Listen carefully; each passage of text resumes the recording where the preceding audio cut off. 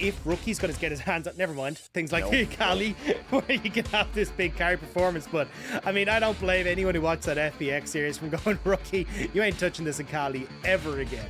But the thing is, for me, is like, while Akali might be banned away, LeBlanc has been a champion that has been rising in priority and having a very similar style to an Akali, something that can assassinate and be so disruptive in the backline. I'm curious to see how this is going to be approached by IG, if they want to be able to put Rookie onto something like that, or if they're going to go back to how we've been really seeing this meta be, where it's more about the AD laners with the AP jungler.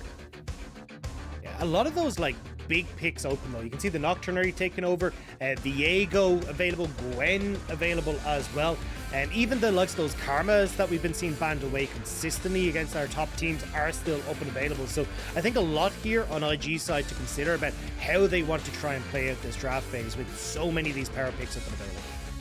Right now they are hovering. They will lock in both Viego, and it looks like that Diana should be the answer. Something that has been really dominating 11-12. We've seen Diana be one of the top tier junglers, but no, they actually opt instead for the flexibility to retain that both Viego and Set. So I'm curious now, we definitely have a pretty short range composition that would more than likely come through on both sides, right? You already see the double melee coming through for IG, Rogue Warriors as well, so I wouldn't be surprised to see if we get something like an Ezreal locked in here for betting that bottom lane, something that can kind of play safe by itself, and then you don't have to worry too much about like if you're going to get that dive through, because he's got the arcane shift to keep himself out of harm's way as well. Rumble locked in, so you are getting this, again, this kind of dive buddy composition where it's a case of, hey look, lay down the equalizer, we all go gung-ho with that paranoia, and also now getting the LeBlanc right. And I was just talking about that, wasn't I? So the LeBlanc pick, I'm surprised though that it's Forge taking it, well, essentially blind. It could be into either Viego or Set if that is what we end up seeing IG go for, though both those champions can be flexed any which way. We can see a Set support. We've seen that a couple times. We've seen him top lane work out pretty well. Viego as well, mid lane, jungle, top lane. Instead, it looks like IG are going to retain the flexibility and just grab a Wink onto something that is going to look to bully lane again. Yeah, and this is exactly what we talked about, right? Having him on something that can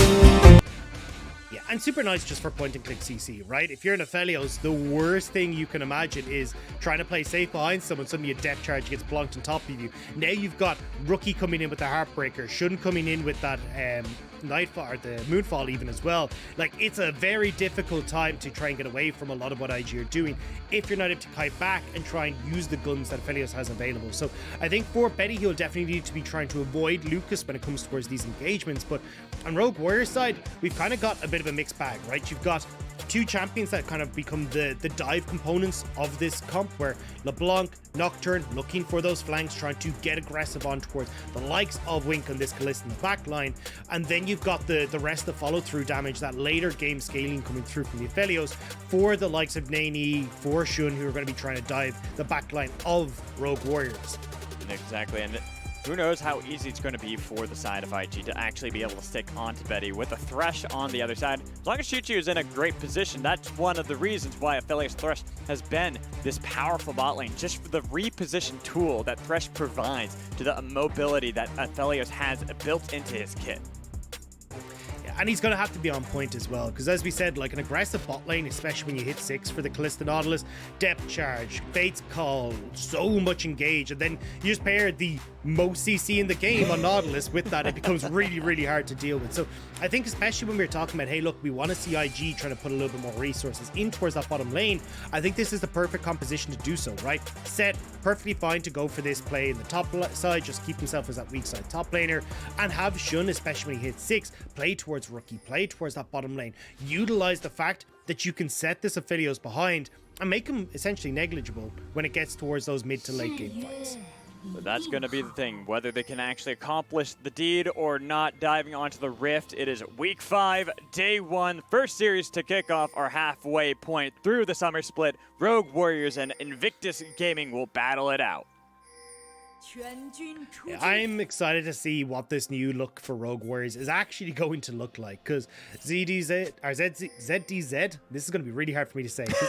Here's another word. Here's another letter that people don't realize Irish people say different. It's Z, not Z. So I don't know if I say ZDZ, but that sounds a bit weird to me. But yeah, just say ZDZ. Anyway, just say ZDZ. Yeah, is definitely, like, I'm excited to see, especially in this matchup against Nani. He should have a reasonably all right time, but IG going for this full invade on bot side. This is exactly what I wanted to see. We talk about, hey, look, IG, you know, playing around this bottom half of the map. Well, if you end up in a split map scenario like this, it's going to be great. Now, Fofo tries to steal away some of them. I think he maybe got at Raptor there. It's not the end of the world. You'll still see Shun being able to work through this bottom side and allowing Wink and Lucas to punish the matchup that they have in the bottom lane. And despite the fact that Forge was able to steal away one of those chickens, he loses out priority mid lane to Rookie. And I'm almost wondering if it's going to be a full clear from Shun, or if he just wants to be able to try to triple buff his opponent, try to see if he can book it immediately towards his own red buff, deny so much for Xiao Hao. Say, welcome to the LPL, bud. You're not getting anything today. Now, I think basically they're going to opt into a full split map, and then when we get this reset from Shun, probably going to try and use the pressure that Wink and Lucas have to invade onto this bottom side again, especially if Rookie's able to come in tow. But Lucas, taking a bit of a hook there, does get a little bit of a trade back. Yeah, a lot more damage on to Chuchu in that bot lane. Oh, Chojo. Betty, they don't realize this either, do they? You can already see that Shun, he's waiting. He's biding his time to see if they're going to look for this dive, or look for this play. But the fact that there's not really that big of a minion wave built up, I think this is the right call from Shun. Peeling off completely as, wait a minute. Xiao Hao, why haven't you gone to get the red buff? Yeah, I think he's going for his grub now. I should be swinging around, but you even see Rookie, like, trying to see if he can spot him out now. Yeah. Actually just going to miss the timing, so as Rookie comes back to lane, Xiao Hao will actually get scared until Rookie shows up mid lane, but we'll actually be able to make it across. So it's not the end of the world. Okay. We'll still get that full clear, and we'll be able to back it up as well. No real pressure towards that top side. He can get the Rift Scuttler as well. So complete split map here. And again, it's trying to enable Wink on this bottom half of the map. Yeah, I got a little worried there for Xiao. No, Xiao Hao. Okay, maybe, no. I'm torn on this one, because I see that he wants to be able to make sure that he can ensure the Scuttle Crab. And but he gets lucky. He gets lucky that Shun sees no Raptors and decides instead to just go get the Scuttle Crab so they can play around the bot lane that they had drafted to be able to facilitate. Yeah, I'm not gonna lie, it's not the cleanest clear from Xiaohao. A lot of wasted time kind of going back and forth here, but it does mean that because Shun kind of expected him to have that clear path, he gets away with it. So Xiaohao now should be able to pick up this red. We'll move over towards Raptors. Now you're not going to be able to look for any sort of dive at the moment, but certainly I wouldn't mind seeing if we could try and get some sort of pressure from Shun down towards this bottom lane. But unfortunately, because Rookie doesn't have pressure in this mid lane, they always have to be afraid of Forge, who can TP to that bot side faster and being able to turn around some of these plays, especially on a LeBlanc. You're so potent when you TP into these sorts of skirmishes. Especially on someone as squishy as Wink, with them trying to play aggressively onto Betty and Choo-Choo, keep them pushed underneath the turret. But you have to be so careful. As now Nenny had to flash away. Haymaker shield to be able to survive. He wants to be able to throw back on Xiaohao, but there's a lot of damage coming in from the Flame Spitter to take first blood solo topside. Nice job from Xiaohao, although bot side, we might be getting an answer.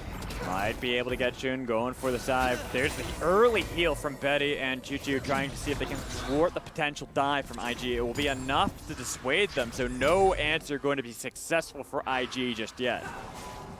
Yeah, with Lucas taking that first burst of damage right as the wave was coming in, means he's not tanky enough to actually absorb a lot of the damage from the turret. And as we talked about, the potential for Forge to come down, hooks from Cho-Cho underneath makes it really difficult to try and go for these dives. Gravitum for Betty as well. So they decide to back it off. So Xiaohao getting onto the Rift, getting that first kill in his first game of the LPL. Yeah, you know, I will take that. If you're a new jungler, it's your first game, and you're facing off against IG, and you're able to get first blood like that pretty cleanly, even though he did have to expend his flash to be able to survive, that's a good little bit of a lead they're getting on the top side of the map. They already had ZDZ getting a nice shove into Nenny to make it so that this Nocturne is going to be able to look for these early skirmish plays so long as he's got the team to back him up and not have Lucas already rotating towards the top side. Yeah, he needs to be very, very careful here. No vision for himself either, so may just get caught out here. Might. He's playing cautiously, though. I like this. Playing reserved, backing off, realizing, hey, we have no idea where not only the jungler is, but we already have no idea where Rookie is. So you got to be careful that there's a potential gank coming into you topside. Backed off immediately, stayed safe, but kind of similar thing you're seeing in the bot lane. Wink, he already was able to fully see Xiaohao starting to rotate towards that bot lane, so he's able to back off and stay safe. And this is great for Rogue Warriors, right? You've already got a kill on the top side, and goes towards Xiaohao as well, who can start to move that around the jungle, or throughout the other lanes. You've got Forge, who's doing relatively well against rookies. ZDZ is doing great in that top side. And you're just buying time now for Betty to get to the late game. As if you're able to kind of keep this pace, you know, no dragons being taken, you're all right. You can then go, right, we have the opportunity to get Betty towards those 3 items and look to outscale.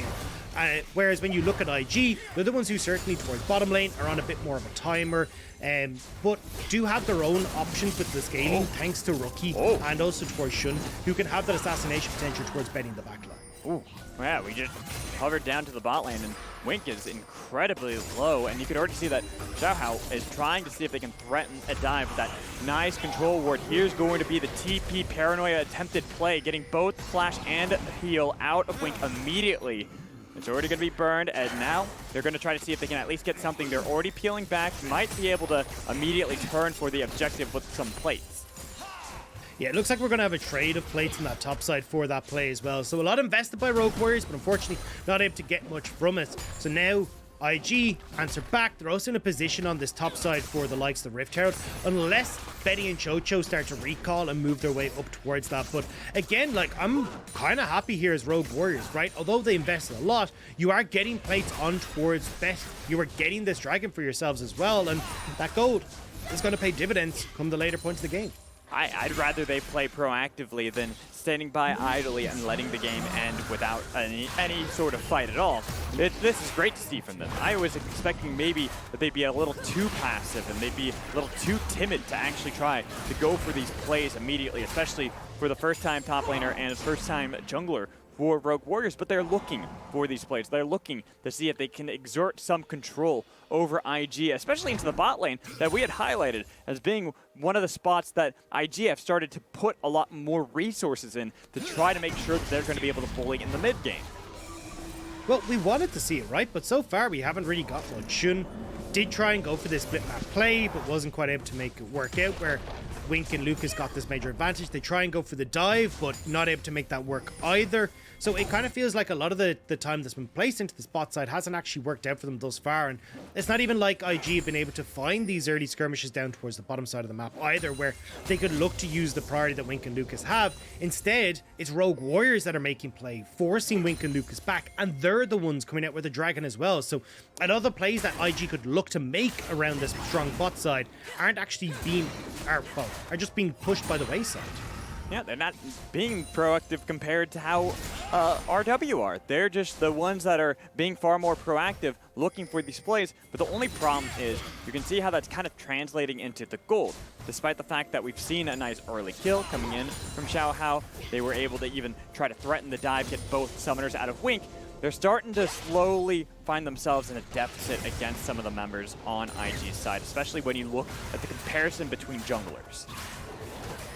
Yeah, and well, look, level 6 now hit for both junglers, though. Shun definitely takes a level up when it comes towards the impact that he can have here. And again, I want to see this down towards the bottom half of the map. I want to see this pairing work. And unfortunately for Rookie, he hasn't been able to get out of lane too much, but hopefully now he'll have a little bit more freedom now that he has his own level 6, got a little bit more threat on towards Forge. And Forge being low on mana as well, he can push in this lane and move bot, but... Might miss. Here's the equalizer, but look who's here. Moonfall going to be able to bring in Chocho, looking for the damage onto Xiao Hao. They take him down, but it's traded back. Jungler for jungler. Wink trying to kite back with a lot of damage onto Betty, looking for the Ren. Going to be able to get the kill back on top of him. And Chocho, he's just trying to see if he can get the fight. He does get himself a double kill in the fight, but now it's the wet noodle fight as the flash comes in from the support to be able to survive.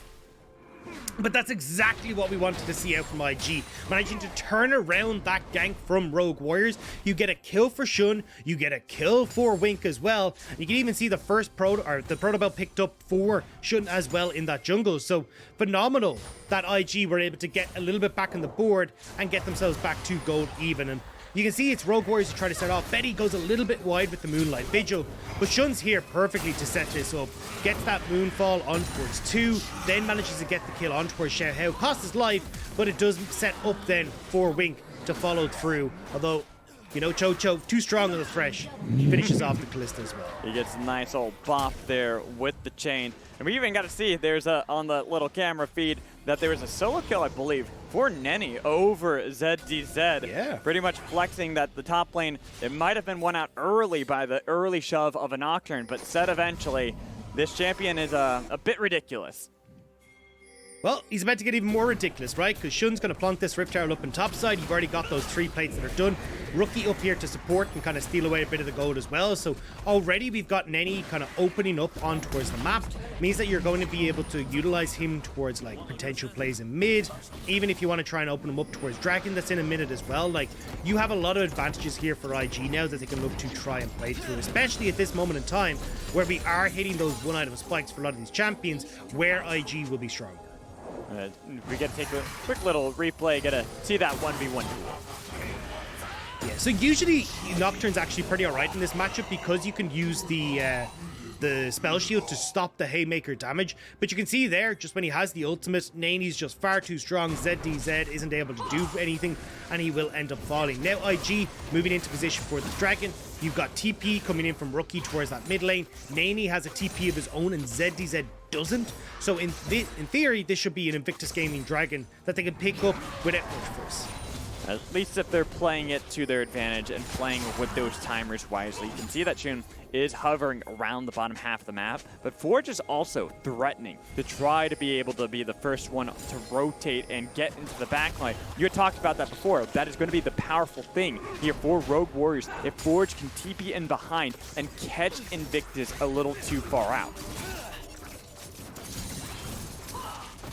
I'm watching that timer from ZDZ. Looks like he might actually have that TP up just in the nick of time for Dragon, unless you see this instantly start up from IG, but they're still trying to make a play on bot side, trying to shove in that wave. So teleport will be up and available. Paranoia soon to follow as well.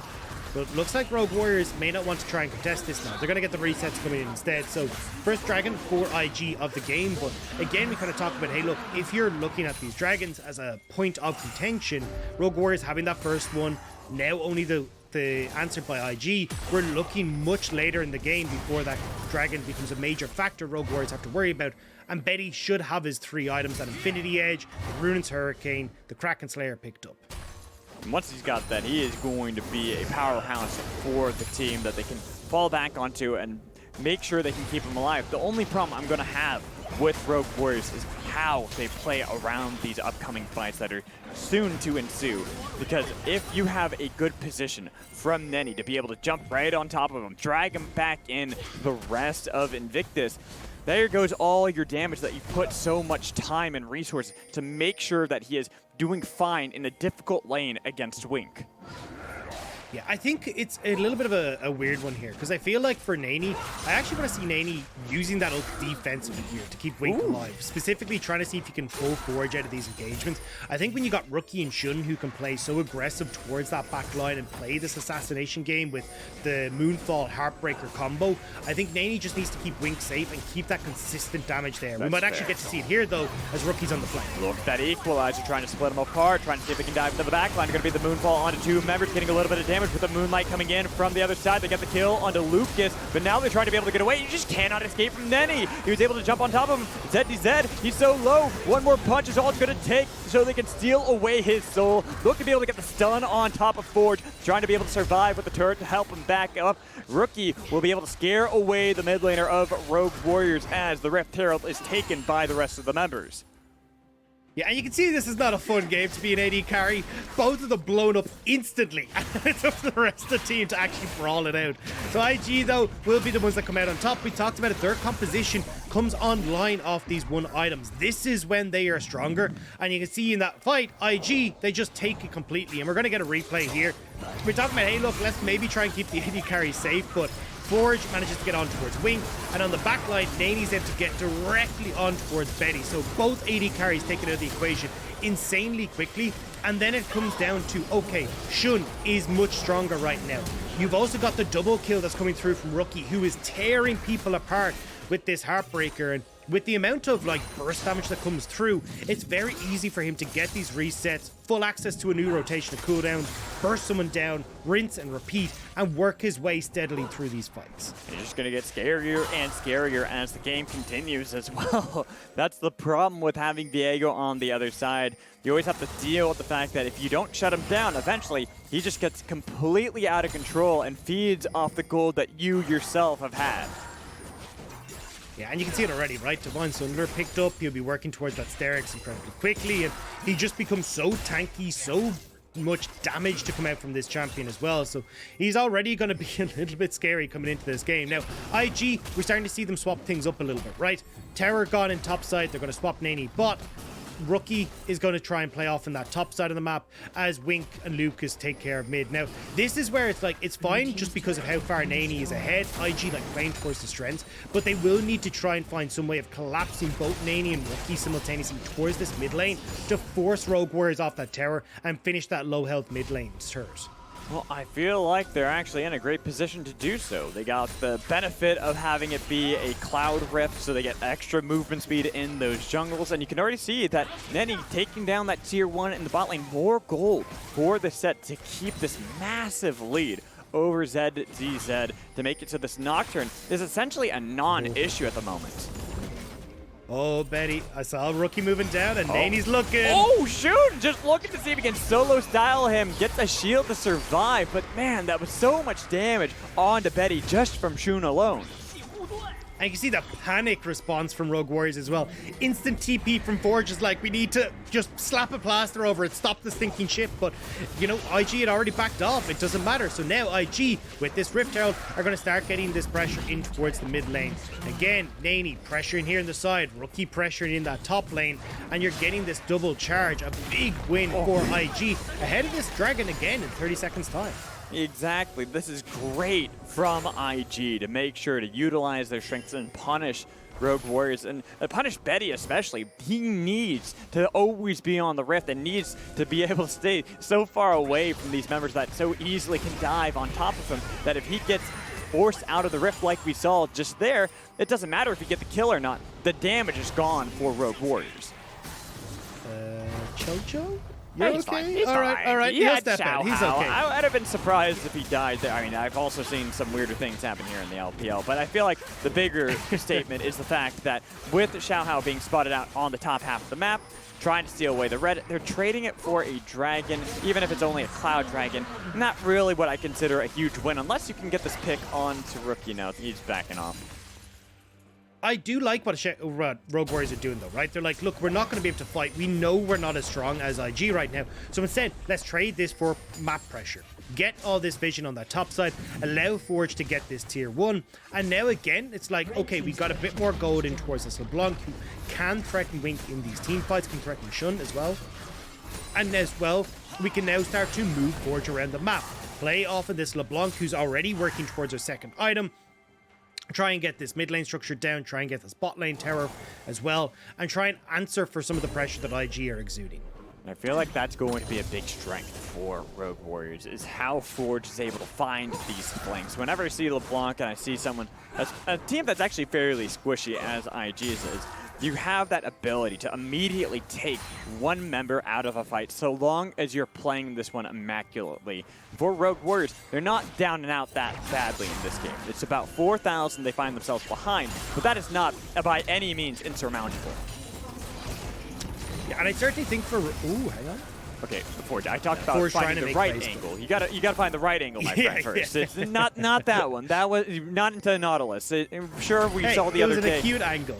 It was a nice try, all right? It was a cute attempt, but not really able to get much going. Now, what I really want to see from Rogue Warriors is holding off here, maybe not even fighting for this next dragon. As TP behind them, though. Holy. Looking to see if they can get Nenny out of here, but Nenny, they realize that they've got the pick on top of Betty, and Betty is blown up, and the damage onto Forge forced him out of the fight as well. These TPs out of IG taking out the ADC means that they can immediately peel back to the objective.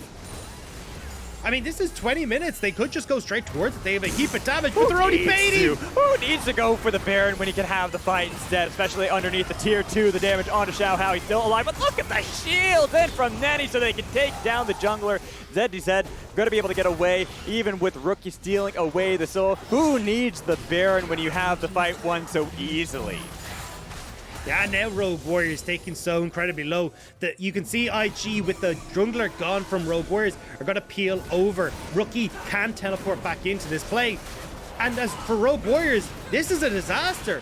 Those kills, that TP play from Nani has netted IG so much in this game. And honestly, this is why Nenny has been such a surprise player for IG. This rookie coming into the summer to fill some big shoes in the Shy. He has been playing out of his mind in so many of these games. That flank was absolutely immaculate. And I was about to say, you know what? I don't think I even want to see Rogue Warriors fight for this third dragon. I don't think they'll have a choice anymore. I think IG has so much control. They can just push in side lanes now. Rookie one way, Nani another. Wink, Shun, Luke is putting pressure in that mid lane. And at any point in time, they just fall back, take dragon, and rinse and repeat. And you can see here, this TP, so well executed from IG. Nani gets in. Chocho's trying his damnedest to keep Nani off, but there's nothing you can do. We talked about how strong that depth charge is against the Philios. Gives a perfect follow-up for Lucas. And Shun here again, two-man Moonfall on towards the main carries that are still remaining for Rogue Warriors. Just, it's lights out. And the one being Xiao Hao as well, taking out that Rumble, making him a non-factor. These are just, it's great target selection from the side of IG, and this is what we were saying beforehand, that we expect such great things when they're all on the same page. And clearly here, even if it was a little slow out of the gates, they are all on that same page. Yeah, and now they're trying to turn the page over, get more control over this bottom side, play through Nani's strength, and again, just have this opportunity to push in mid. And it looks like IG, honestly, could maybe push in. I don't think they can threaten dive right now, though. We still are only 23 minutes into the game, so it might be a bit far from home. Yeah, but I also have a feeling with IG that they don't care if they should or not. They might just go ahead and do it. As you can see the damage onto Chocho, forcing him underneath the turret so far, even forcing out the equalizer just to be able to clear out some of these minions. June was able to get a couple flashes there. All the while, Rook was able to open up mid lane. They're going to be able to get one to go golden, but the damage onto Jojo to take him out immediately. June's still alive, barely, finally taken down by Forge as everyone else jumps onto the back line to be able to immediately haymaker punch him to oblivion. Same with Xiao Hao. Nobody left on the side of Rogue Wars, only trading June. Game 1 easily in the bag. Yeah, and Naney was able to tank up so much of that tower. Sterix there, the haymaker as well. He's still looking nice and topped up, and just like that, IG, one slip up from Rogue Warriors, and they close out this game. This is what we want to see out of IG, how they can play into these teams towards the bottom of the standings, play it so cleanly. And like I said before, even if it was slow out of the gates, once it came to getting the game plan online, they knew exactly how to execute it. And I think that's one of the most important parts about IG's playstyle. When they look good, it's because of just how decisive they are.